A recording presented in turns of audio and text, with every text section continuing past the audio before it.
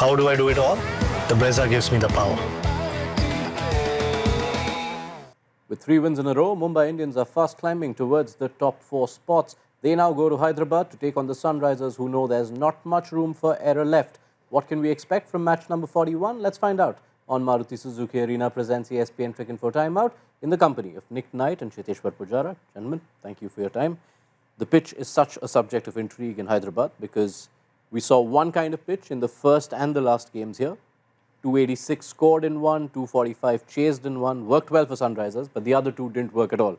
Is it quite clear that there is only a particular template that allows them to play the way they want to? It shouldn't be, though, should it? Because these guys are top quality players. I mean, these guys are more than capable, and you'd expect them to be more than capable of adapting to the different conditions that they're presented with. If you want to be really basic and simple about it, they need as good a pitch as possible, because that then gives their batting unit the best chance of expressing themselves and getting their team ahead of the game. So if I was Sunrisers Hyderabad, I would want the best possible surface. That would be a given for me. But of course, you know, when you look at the sides before the tournament started, Sunrisers were right at the top there for me. They had everything covered. So they've been, they'll be disappointed with how they've played so far. Is this one opponent against whom that absolute flat pitch isn't as much of a given, considering Mumbai's batters are finding the form and they also have a bowling lineup which is perhaps better suited to defensive bowling? It is, but at the same time, SRH's best strategy is to try and score as many runs as possible. I'm thinking they will try and chase it down, because even in the last home game, they chased more than 240. So that's their best chance, because they need to allow their batters to play freely. They have struggled a bit on a slow pitch, and their bowling is one of the most expensive bowling lineup this season. So for SRH, I think there are a lot of questions, but at the same time, their best chance to win a game is to play on a flat pitch. Yeah, that's an important point you bring up, because as much as the Sunrisers' batting has come under the scanner, their bowlers haven't been covering themselves in glory. I don't think there's been a single game where they've gone at less than 9s. And is the bowling perhaps as responsible for Sunrisers' fortunes as the batting, which has been so much more highlighted? Yeah, I mean, we have such high expectations of the batting unit on what happened last year and the pitches that they played on. I guess we all came into this, but some came into this tournament thinking that the batting unit will just almost propel the side and make it a little easier perhaps from time to time for the bowlers to tuck in behind, but it hasn't worked out that way. Mohammad Shami's been really expensive. I mean, that's been the big disappointment for me. I know he's had his injury problems and he's coming back, etc., but I thought he would be more incisive with the new ball. That hasn't quite played out. Harshall's been excellent, really. I think Harshall's done a terrific job, bearing in mind those above him in terms of the bowling ranks who've bowled before him have been expensive. I think his role has been terrific. They've really missed Adam Zampa. I know they didn't always play Adam Zampa, partly because they were struggling with the batting and they were kind of having to fill that gap a little bit, but I think that's a big loss for them. Yeah, they'd really hoped coming into the season that Shami and Harshal together would be an upgrade on Bhuvi and Natarajan from last season. And as Nick points out, Harshal's had a good season, but Shami, in particular in the power play where he'd been so good in the last 2 IPLs that he had played, that's been missing. Yeah, look, he hasn't been playing a lot of international cricket lately. He's coming back from an injury before the IPL begin. So, and is getting a little old. That's the time where your fitness has to be at its peak. If it's not, then you will always struggle to keep up with the pace of the game.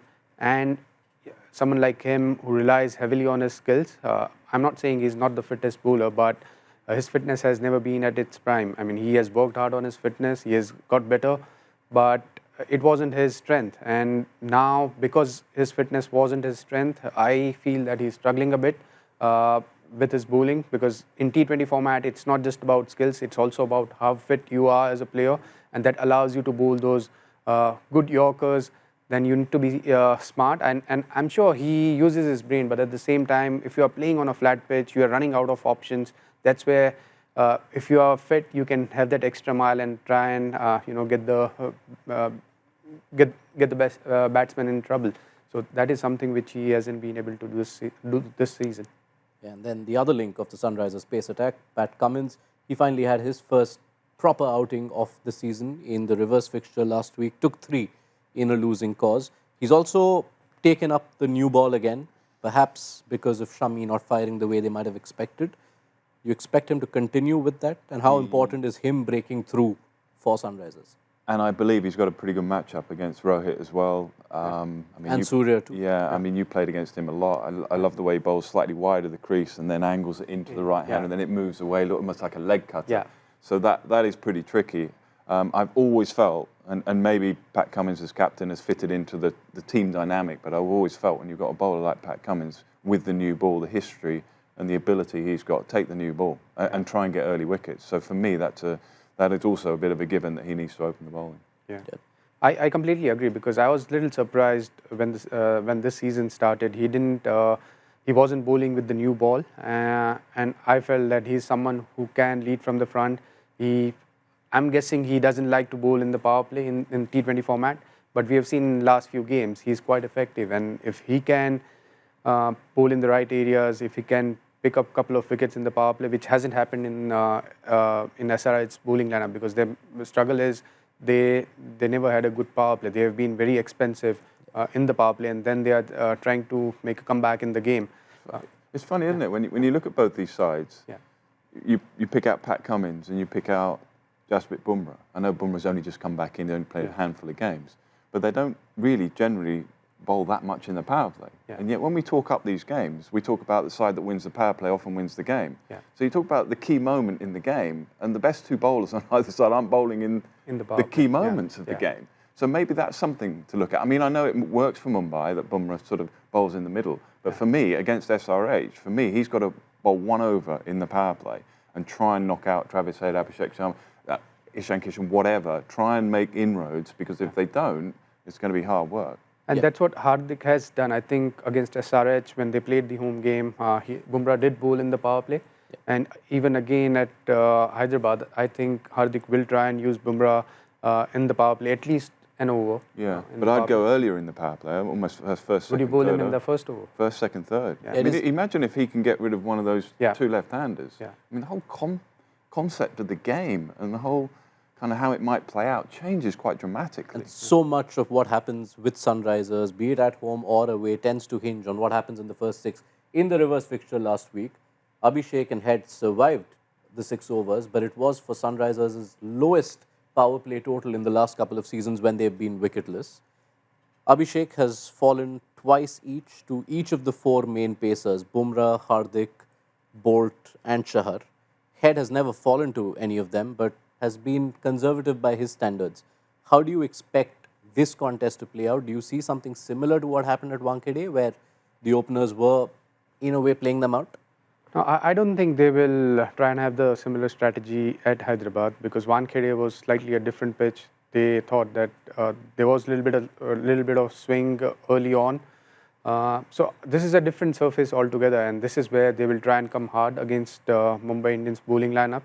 It'll be interesting to see, as Nick mentioned, if Bumrah comes in within the power play, whether it's first or third over or fourth over, we don't know yet. But whenever he bowls, whether Travis Head or Abhishek, whether they will try and take him on, I doubt. I don't think they will. They will be trying to be a little smart against Bumrah.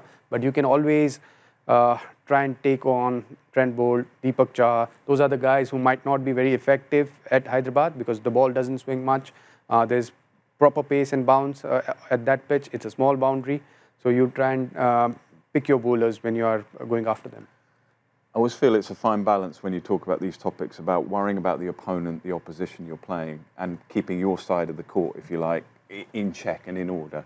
So I'm slightly reticent to say this, but I think when you play against Mumbai, you have to take Bumrah into consideration. You have to take it, because you know he's going to bowl at the end. So your game plan when you're batting has to take him and his overs into contention. It has to, don't you? Yeah. So you might have to go a little harder against other bowlers, knowing that it might be a little tougher against, say, Bumrah. So I don't like doing it, because I always like look after my side and look after how I'm going to play and how my team is going to play. But I do think you have to bear that in mind. Yeah. In Mumbai's case, it's all the more compounded. Your reason for wanting Bumrah at the start, given that Sunrisers haven't had a lot coming from numbers 3, 4 and 5. I just think your best bowler, and he is quite clearly the best bowler in the world for me, let alone in this particular side and in this contest. If you can make an early inroad, whether it be Abhishek or Travis Head, I'd go for it. All right. Thank you so much, Nick, Puji, for setting the game up for us. Last time, these sides met in Hyderabad. It was the first time Travis Head and Abhishek Sharma batted together. They shared a century stand. Hyderabad scored 277 and only won by 30. What do we expect this time? How do I do it all? The Brezza gives me the power.